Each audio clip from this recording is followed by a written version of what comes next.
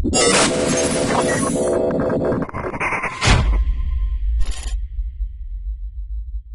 the first set of Gen 7 Pokemon that were released first came out, the one I was actually the most excited about was this one, Drampa, because I thought he was so unique. He looks like an evolution of Dunsparce or some kind of reconfigured version, kind of like how Luvdisc and Alomomola are. Luckily, this Pokemon is actually very good on its own, and although it suffers from Gen 7 Speed Syndrome, where it only has base 36 speed, it's very powerful and it's bulky enough to take some hits.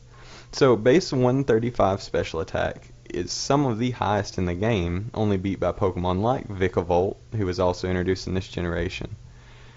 Apart from this, it also has good HP at 78, and its defensive stats at 85 and 91 respectively are still good too.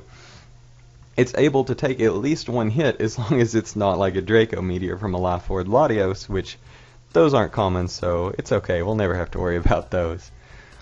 Looking at its abilities, it gets 3, and 1 is new.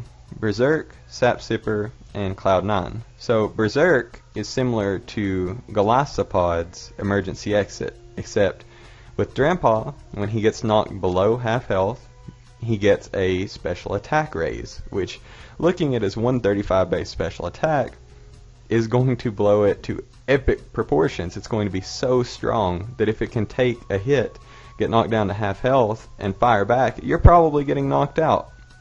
So it's going to be very hard to switch in something on this, especially after it gets the boost. Past this, Sap Sipper is useful only because it gives it a grass immunity, but since it's a dragon, it already gets a grass resistance. So it's iffy on whether that's actually helpful or not, because its physical attack isn't benefiting from the +1 attack from Sap Sipper either.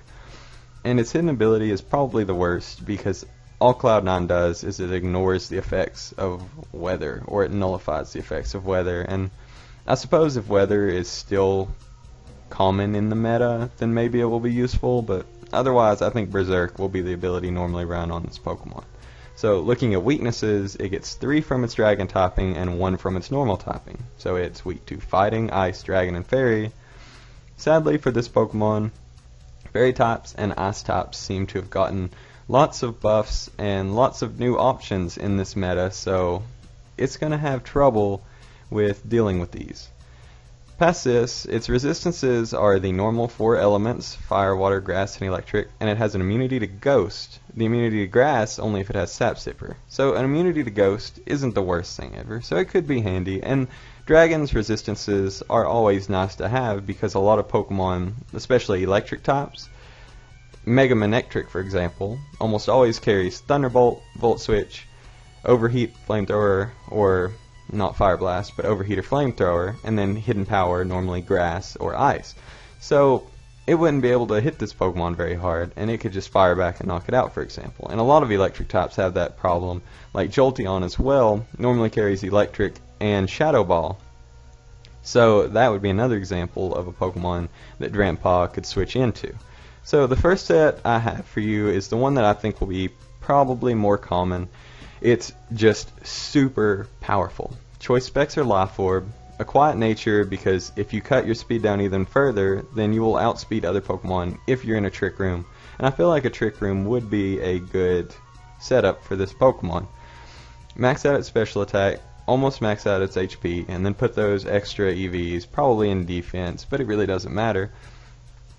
Hyper Voice is its best stab, and it's very strong, but it may not be the most useful because the pseudo-legend dragon of the generation has access to soundproof.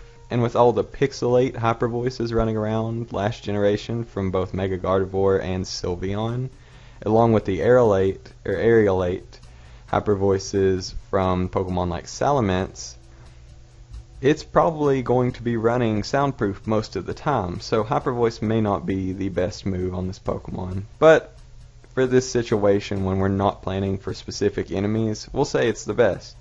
It also gets Dragon Pulse or Draco Meteor, which obviously Dragon Pulse is better if you're just going for general as much damage as you can with no drawbacks, and Draco Meteor is there to obliterate something that's not a fairy type, but then you lose half your special attack, and you're fairly set up fodder at that point.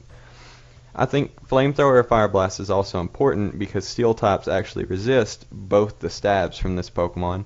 And then from there, it's really what coverage you need. Whether you need Energy Ball, Thunderbolt, Ice Beam, this Pokemon learns all kinds of great moves. Outside of these, it learns Focus Miss, which I will almost never throw on a Pokemon unless I absolutely have to have it. I hate the 70% accuracy. I wish they would make a special attacking boosting move that also boosts accuracy, similar to Hone Claws or Coil on the physical side, because I just can't stand this move because of how much it misses and how unreliable it is. It also gets Calm Mind and Roost, which we'll go over that momentarily.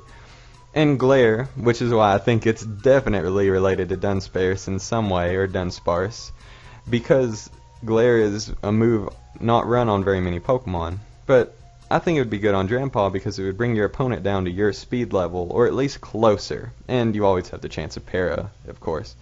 It also gets Surf and Hurricane, which means that this Pokemon could be very, very useful on rain teams, even though it's not a water type.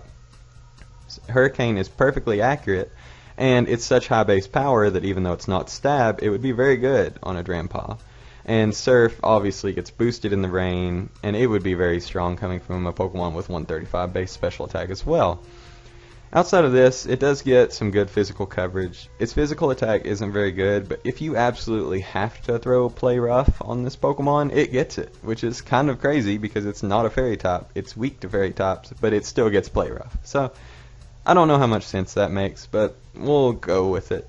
But the set I would prefer to run is the Bulky Dragon set, which I think would be decent as long as your opponent doesn't have a Komodo or a powerful Fairy type. So, the idea behind this set is to get your health up with either leftovers or citrus berry and keep yourself alive as long as possible. But you will run max defense, bold nature, with just a little bit in special attack. And this is based on coming in on a Pokemon that probably can't hurt you very much, maybe like the Manectric or the Jolteon that I mentioned earlier, or something to that effect. That way you can set up a Calm Mind and get that +1 special defense, so you're very hard to hurt on either side.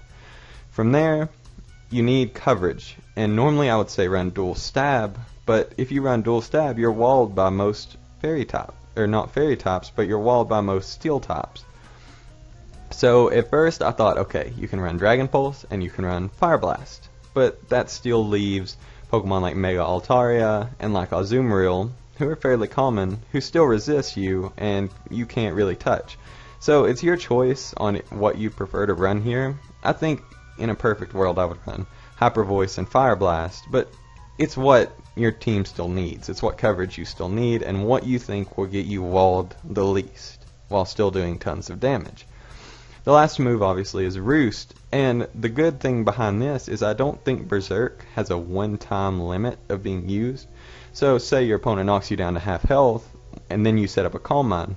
Well, they hit you again, knock you even lower, then you Roost it back up. Then on their next hit, if they were to knock you below 50% again, then perhaps there's another boost. I'm not sure of the mechanic because this is being recorded on the day that the games are released, but if that were to work in such a way, you could be maxed out special attack in a very short amount of time, and then you wouldn't even need the Calm Minds anymore except for more bulk, and then you could be firing off hits and knocking out anything, even if it's resisted. So, I love the design, I love the coverage, its speed just leaves a little to be desired, but I feel like this thing will have a place in whatever tier it decides to fall, as long as it can avoid those Komodos.